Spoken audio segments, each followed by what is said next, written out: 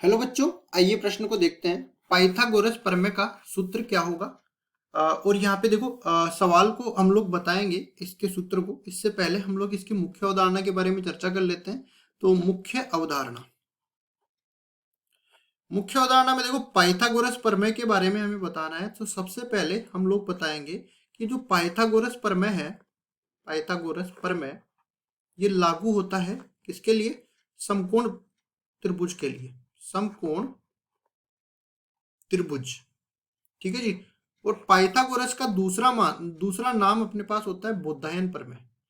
बोधायन प्रमेय।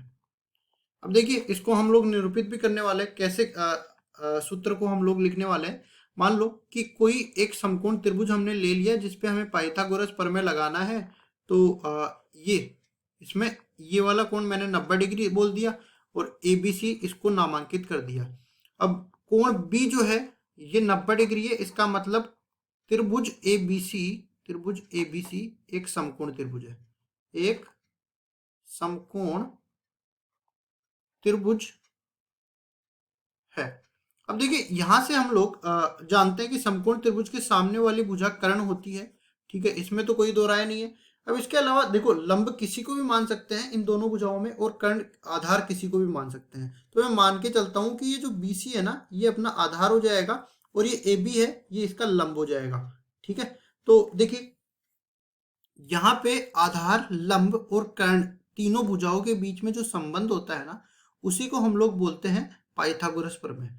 तो यहाँ पे हम लोग लिखेंगे इस तरीके से। देखो, कर्ण का वर्ग बराबर होता है आधार का वर्ग, मतलब जो सबसे बड़ी भुजा होती है उसका वर्ग बराबर दोनों भुजाओं के वर्गों के योग। तो लंब का वर्ग अपने पास हो जाएगा। और अगर मैं इस त्रिभुज की बात करूं तो यहाँ से AC का वर्ग बराबर हो जाएगा लंब आधार की जगह तो BC हमने लिया है तो BC का वर्ग, और लंब की जगह हमने AB लिया है तो AB का वर्ग। इस तरीके से हम लोग इस समकोण त्रिभुज में कोई दो भुजा दे रखी होती है तो तीसरी भुजा आसानी से ज्ञात कर सकते हैं। बस ये दिया होना चाहिए कि एक कोण समकोण है। ठीक है, तो देखो, पाइथागोरस हमें प्रमेय निकालनी थी तो उसका हमारे पास सूत्र आ गया, कर्ण का वर्ग बराबर में आधार का वर्ग प्लस लंब का वर्ग, और यही हमारा उत्तर हो जाएगा। आशा करता हूँ ये सवाल आपको समझ में आया होगा। धन्यवाद।